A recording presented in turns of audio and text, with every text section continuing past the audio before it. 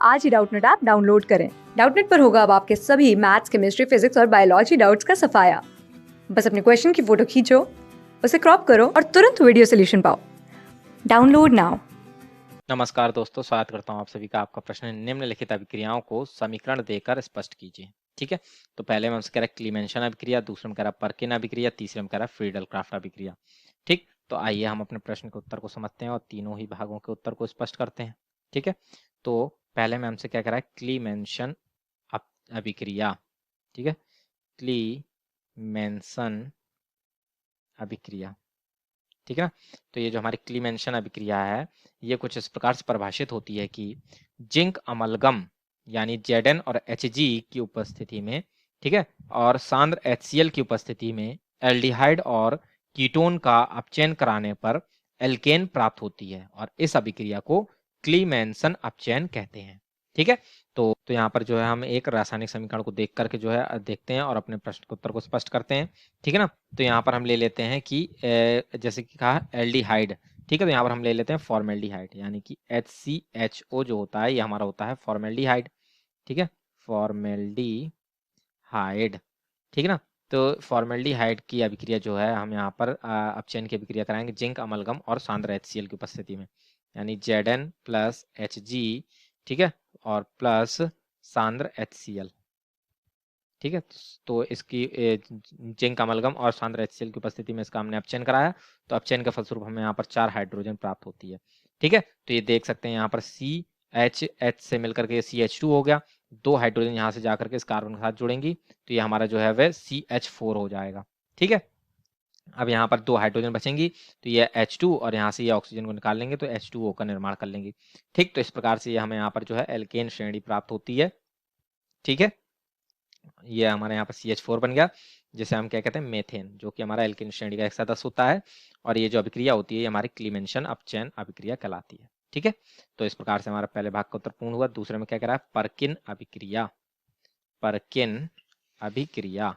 ठीक है, तो ये जो हमारी पर्किन अभिक्रिया है ये कुछ इस प्रकार से परिभाषित होती है कि जब किसी एरोमेटिक एल्डिहाइड की किसी एलिफेटिक अम्ल के एनहाइड्राइड से, ठीक है ना, जिसमें अल्फा हाइड्रोजन परमाणु पाए जाते हैं, उसी के सोडियम लवण की उपस्थिति में क्रिया करके असंतृप्त अम्ल बनाता है, तो उस अभिक्रिया को पर्किन अभिक्रिया कहते हैं। तो एरोमेटिक एल्डिहाइड, तो ये जो हमारा बेंजल्डिहाइड होता है वह हमारा एक एरोमेटिक एल्डिहाइड होता है। ठीक है ना, तो ये होता है C6H5CHO। ठीक है, बेंजल्डिहाइड। ठीक है, तो ये एरोमेटिक एल्डिहाइड की जब हम एलिफेटिक अम्ल के एनहाइड्राइड से, जिसमें अल्फा हाइड्रोजन परमाणु पाए जाए, तो यानी किसी की जो है खुली श्रृंखला वाले एनहाइड्राइड्स के साथ इसकी अभिक्रिया करानी है, तो हम यहाँ पर ले लेते हैं एसिटिक एनहाइड्राइड, यानी कि CH3C double bond O C double bond O CH3। ठीक है, ये हमारा क्या है, एसिटिक एनहाइड्राइड। एनहाइड्राइड। ठीक है, तो इस प्रकार से जब हम बेंजल्डिहाइड की जो है एसिटिक एनहाइड्राइड के साथ जो है वे इसकी जो है सोडियम लवण के साथ, यानी कि जिससे ये एसिटिक एनहाइड्राइड जो हमारा एसिटिक अम्ल से बनता है, ठीक है, तो इसका जो सोडियम लवण होगा वो क्या होगा, सोडियम एस्टेट, यानी CH3COO होगा। तो इस सोडियम एस्टेट की उपस्थिति में जो है जब हम इन दोनों के मध्य अभिक्रिया कराते हैं बेंजल्डिहाइड की और एसिटिक एनहाइड्राइड के मध्य, तो इसके फलस्वरूप जो है हमें यहाँ पर सिनेमिक अम्ल प्राप्त होता है। ठीक है ना, तो ये कैसे ये हमारा बनेगा C6H5CH डबल बॉन्ड, ठीक है ना, CH डबल बॉन्ड CH जो है साथ में जुड़ता है। ठीक, तो ये हमारा क्या कहलाता है, सिनेमिक अम्ल। सिनेमिक अम्ल कहलाता है। ठीक है, तथा साथ में जो है हमारा एक अणु जो है वह एसिटिक अम्ल का प्राप्त होता है, जो कि होता है CH3COOH। ठीक है ना, एसिटिक अम्ल। ठीक, तो इस प्रकार से ये जो अभिक्रिया होती है ये हमारी कहलाती है पर्किन अभिक्रिया।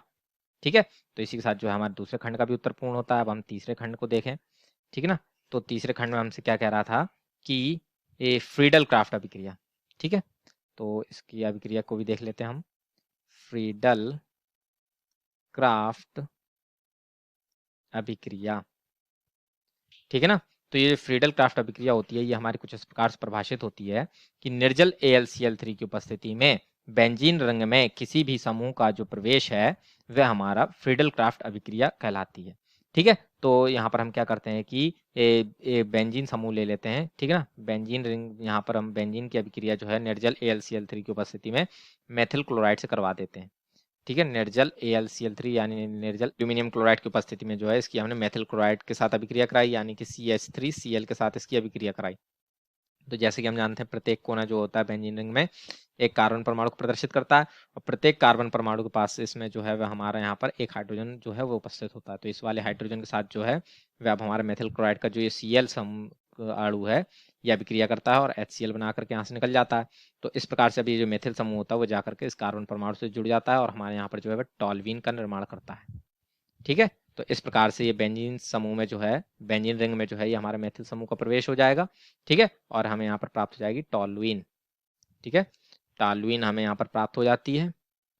ठीक, और ये जो अभिक्रिया है ये हमारी फ्रीडल क्राफ्ट अभिक्रिया कहलाती है। ठीक है, तो इसके साथ जो है हमारे प्रश्न का उत्तर जो है वो पूर्ण होता है।